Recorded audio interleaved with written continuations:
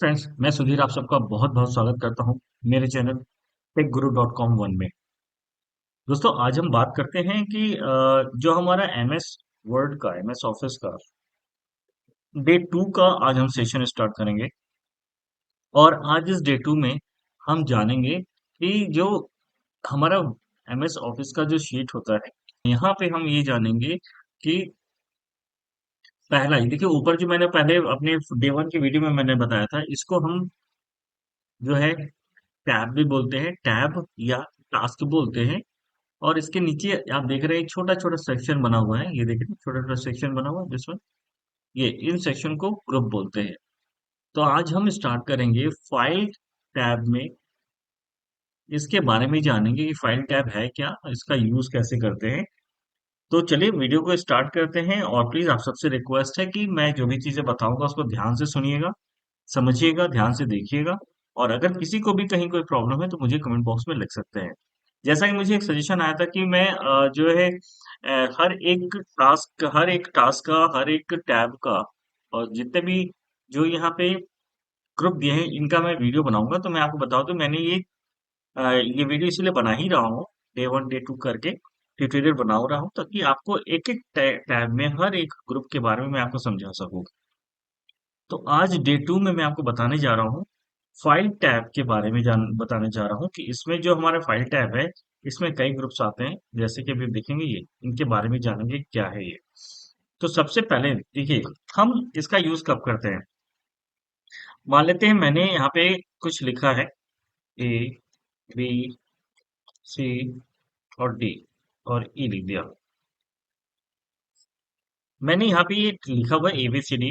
अब मैं क्या करूंगा, यहाँ पे जरा ध्यान रखिएगा, इस फाइल का नाम अभी क्या है। ठीक है, इस फाइल का नाम है माइक्रोसॉफ्ट वर्ड डॉक्यूमेंट।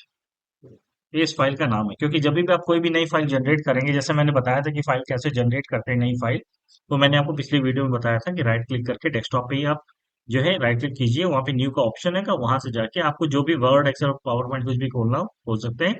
खोलने के बाद आपको वर्ड की फाइल ओपन होगी इस तरह से।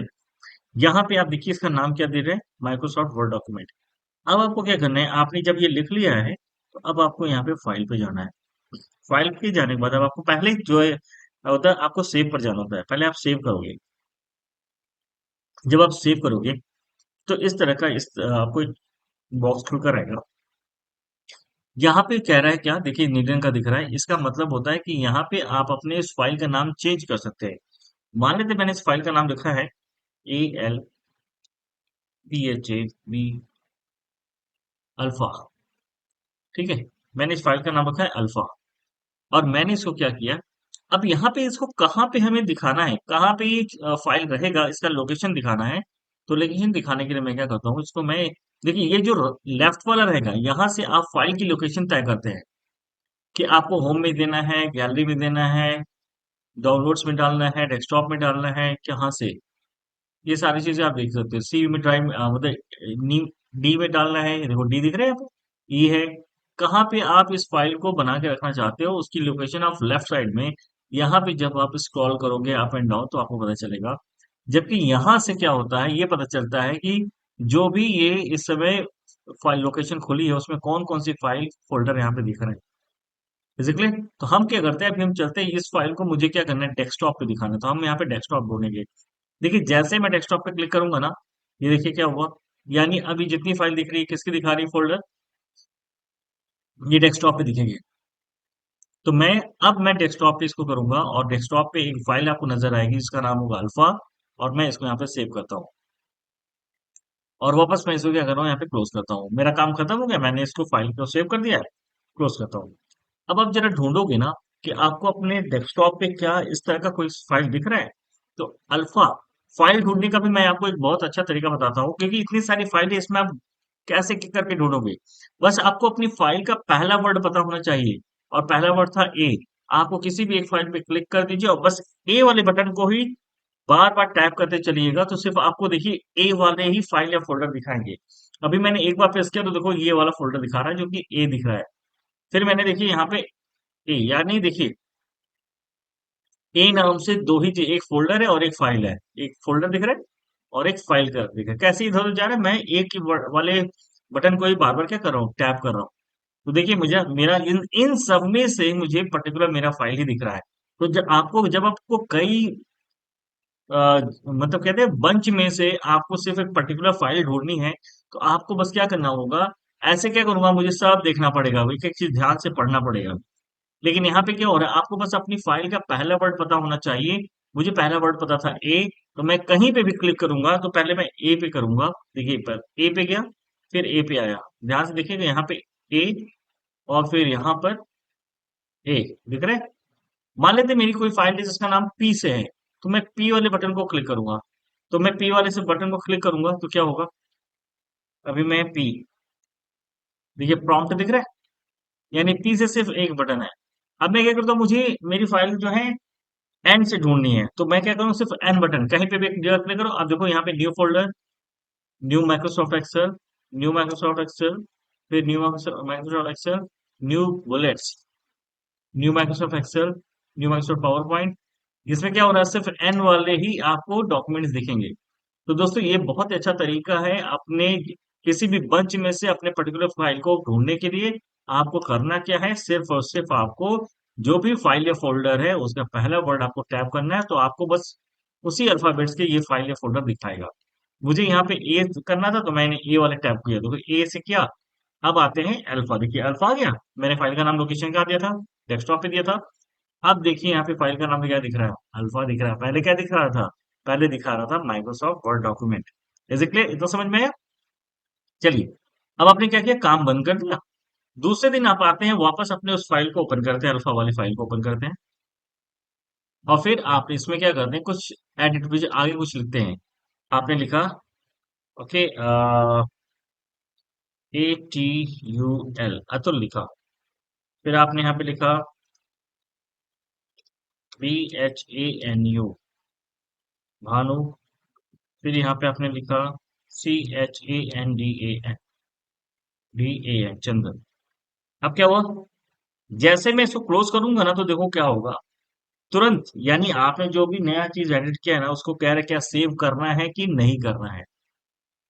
अगर आप डोंट सेव करेंगे तो ये सारी के सारी डिलीट हो जाएंगी। यानी देखिए मैं करके दिखाता हूँ आपको। मैंने क्या किया, यहाँ पे डोंट सेव कर दिया। दूसरे दिन वापस मैं आया तो क्या होगा, वापस फिर उस फाइल को ओपन करूंगी, तो क्या होगा, ये दिखिएगा। कहीं दिख रहा है, कहीं अतुल दिख रहा है, कहीं भानु दिख रहा है, कहीं चंदन दिख रहा है, नहीं, क्यों, क्योंकि आपने डोंट सेव कर दिया था। लेकिन अब आप क्या करते हो, फिर आपको पता चला अरे यार उसको तो मुझे क्या करना था, सेव करना था। अब आप दूसरे दिन फिर आते हो अभी भानु, और यहाँ पे वापस चंदन लिखते हो। ये चंदन लिखे, CHAN होता है। ये चंदन लिख गया। अब आपको इसको सेव करना है, वापस आप इसको क्या करोगे, क्लोज करोगे, और यहाँ पे ऑटोमेटेड इसको बस सेव पे क्लिक कर दीजिए। अब आपको क्या करना है, वापस अपनी फाइल को ओपन करना है। आप देखिए क्या होगा, यहाँ पे अब आपको तीनों के नाम दिख रहे हैं कि नहीं दिख रहे हैं, है ना। फिर आपने क्या किया, दूसरे दिन आए, अब आपको यहाँ पे दीपक, यहाँ पे ओके, मान लेते हैं टीना, कोई नाम है, ठीक है। मैंने इसमें दो चीज और ऐड करी है, क्या है? अभी मैंने क्या बताया था, सेव करने के दो तरीका। यहाँ पे जाएंगे, जैसे आप क्लोज करेंगे तो आपसे सेव आएगा, सेव कर लो। वरना एक और तरीका होता है, वो क्या होता है,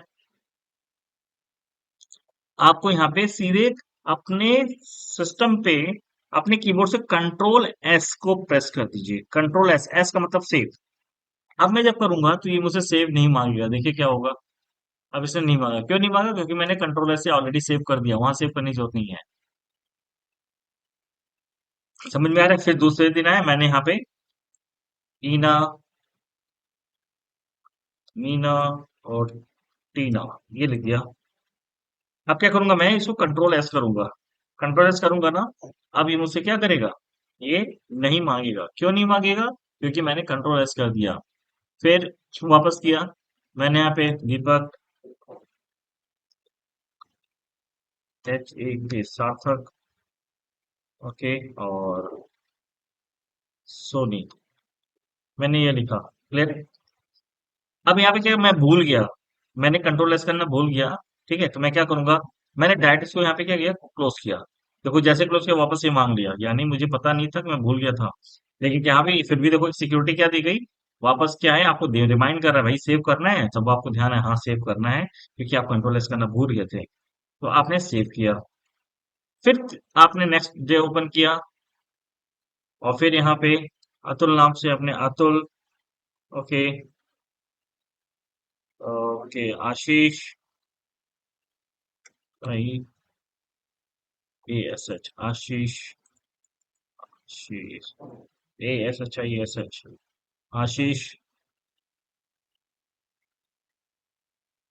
अमन। अब क्या करना है मुझे, जब भी कोई नई एडिटिंग करोगे उसके बाद तुरंत क्या करना है आपको, कंट्रोल सेव करना है, कंट्रोल एस। अगर भूल भी जाओगे तो यहाँ जैसे क्लोज करोगे ना तुरंत आपको बताएगा कि सेव करना है कि नहीं करना है, जिसमें मैंने अभी दिखाया था। अब आते हैं वापस को क्लोज करते हैं, फिर ओपन करते हैं। अब यहाँ पे वापस फिर अब इसके आगे बढ़ते हैं। अब मैं ई एफ जी एच यहाँ पे आया। अब क्या करना है, जब अब मैं जो लिखा हूं ना, अब इसमें जो एडिटिंग किया हूं मैंने, एफ जी एच जो लिखा है, कि अब मैं चाहता हूं ये जो चीजें हैं ये मुझे क्या करना है, अब इसको देखिए अभी आप सेव कर रहे थे, अब क्या करोगे आप,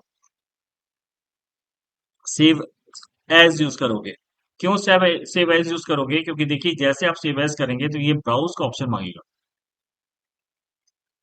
तो फ्रेंड्स आप ये जानिए सेव एज का यूज तब करते हैं जब सेम डॉक्यूमेंट में जो आपने कुछ एडिटिंग की गई है, किया हुआ है, अगर आपको उसका लोकेशन चेंज करना है, तो मैंने यहाँ पे लोकेशन चेंज कर दिया, देखिए डी पे कर दिया। ठीक है, और अगर आपको नाम भी चेंज करना है तो आप नाम भी चेंज कर सकते हो।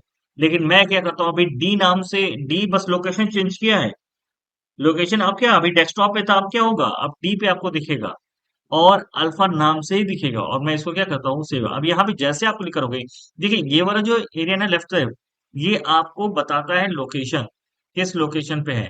मैं जैसे इसको एफ करूंगा ना तो देखो क्या होगा, यहाँ पे अभी एक, क्योंकि एफ नाम का कोई भी ड्राइव नहीं है, लेकिन जैसे मैं ई करूंगा तो मुझे ई वाले देखिए सारे के सारे फोल्डर फाइल शो करेंगे।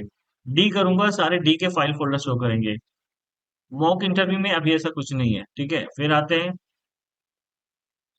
ऊपर डाउनलोड्स में चलते हैं, तो सिर्फ डाउनलोड्स वाले इसमें क्या करेंगे, फाइल फोल्डर, यानी यहाँ पे जो लेफ्ट हैंड है ना इसमें फाइल बताता है लोकेशन क्या है, और उस लोकेशन में कौन कौन सी फाइल और फोल्डर है वो आप इधर देखते, इस पे देखते हैं, और इसको भी आप स्क्रॉल करके ऊपर नीचे कर सकते हैं।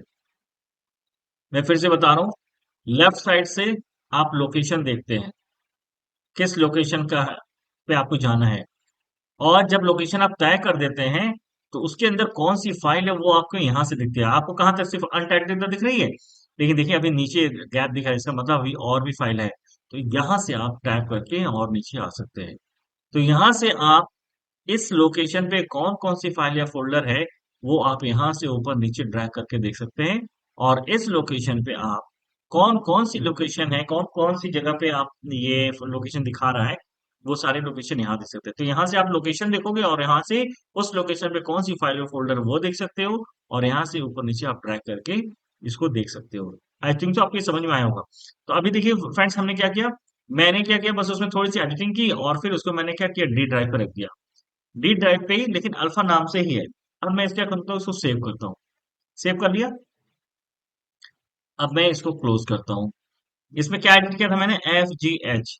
लेकिन देखिए अब क्या एक नया काम हुआ, नया काम होगा। अब मैं जब इस अल्फा वाले को ओपन करूंगा ना, यहाँ पे देख रहे हैं एफ जी एच नहीं दिख रहा है। क्यों नहीं दिख रहा है, क्योंकि आपने एफ जी एच जो आपने एडिटिंग करके सेव किया था ना, उसका सेव नहीं किया, सेव एज कर दिया था, उसका लोकेशन चेंज कर दिया था, लेकिन नाम क्या था उसका, अल्फा ही था। तो अब हम चाहते हैं क्या था वो, हमारा लोकेशन, लोकेशन हमारा था वो कहाँ पे था, डी ड्राइव। अब चलते डी ड्राइव में चलते हैं, देखते हैं अल्फा नाम का कोई फाइल है क्या। ये देखिए मिल गया। अब अल्फा नाम में क्या ई एफ जी हमें दिखेंगे, देखिए ये दिख रहा है एफ जी एच, यानी अल्फा नाम के दो फाइल आपको दिख रही है, जिसमें डेस्कटॉप पे क्या था दिख रहा था, डेस्कटॉप पे सिर्फ हमें यहां तक का दिख रहा था, ये देखिए यहां तक का दिख रहा था। क्यों, क्योंकि उस पे जो सेव है वो यहाँ तक ही है।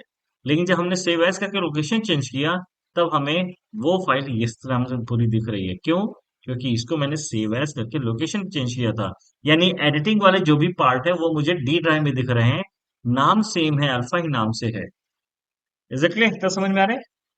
ठीक है, इसलिए सेव एज का यूज करते हैं। अब आइए, इसको मैं सेव ही कर लेता हूँ, ठीक है, क्योंकि इसमें कुछ भी एक डॉट भी लगाएंगे ना तो पूछेगा।